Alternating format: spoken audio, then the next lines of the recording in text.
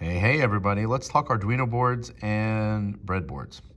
So we're not going to use the analog pins right now. That's for reading data. We're going to use the power pins over here. And the only ones we're going to focus on are 5-volt, which I've plugged a red lead or wire into. It doesn't matter what color you use. I'm just trying to sort of match what we see. And the ground on an Arduino board counts as the negative for your battery. So you can see I've plugged that into the negative side, which is marked blue. Now you may not have a breadboard that has power rails like this, and that's okay. It doesn't really matter.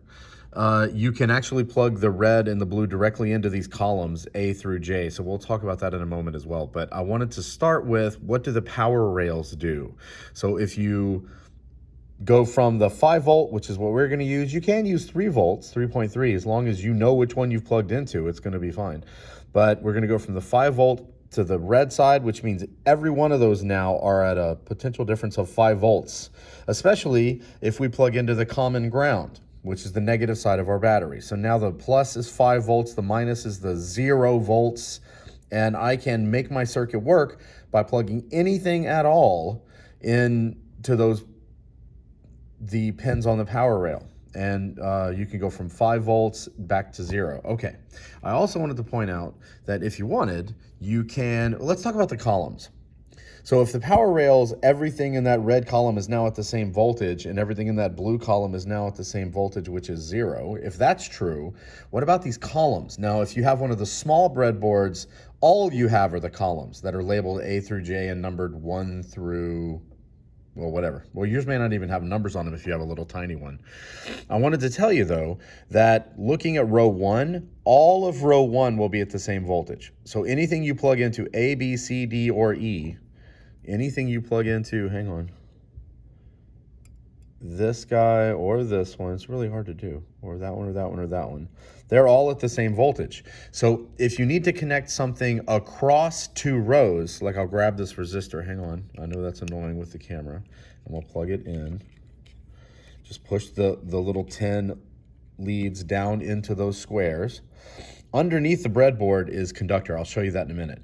But you don't ever put a resistor or an LED into 2 square holes on the same row. You have to go across rows. You stay in the same column if you want, even though you really don't even have to do that. It's a lot easier if you do, but you don't have to. It's a little bit out of focus.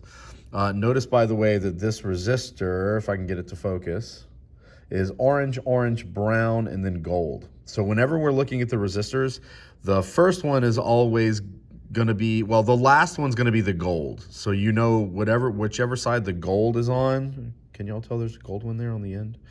I hope. It's kind of hard to see. Then go to the other side. That counts as the starting point. Not that it really matters, because everybody has the same kind of resistor and it won't be that hard to figure it out. But that's how you can read those. Okay, let me take that out and take this out to turn. By the way, I am powered up. So you can see this is green, yours might be red, might be amber or yellow. I'm plugged into the USB on my computer. So this is powered, but it's 5 volts. And the maximum current is 500 milliamps, half an amp. So not dangerous and meant for you to interact with without getting, hurt or burned or anything like that. So let me move those wires out of the way. And let's do this. So look, you can see the underside of this thing. There are the power rails. Look at the 10 all the way across there. Look at the 10. And then these are the rows. So if I flip this over, oops, row 1, row 1. So you can see that the columns are kind of just a useful way to spread things out, because anything plugged into this row, hang on, where's my finger? Anything plugged into that row right there, they're all at the same voltage. So if I flip that over, and you can see there's A through E, they're all connected to the same thing. So I wanted to discuss how, and if you have a little tiny breadboard, it doesn't have the power rails. It only has the bits in the middle, the columns and the rows, but it's the same exact story. We're building simple circuits here, so it shouldn't be that complicated. And I just want to make sure everybody realizes it does not matter what color wires or leads you use. Any wire, they're all copper. They may have 10 on the end like this, but they're all copper on the inside, or they're at least a conductor on the inside. So when you go to run a wire from any of the pins on your Arduino, which is what we call those little black squares, to any of the pins on your breadboard, those little squares, when you do that, you've now connected them up.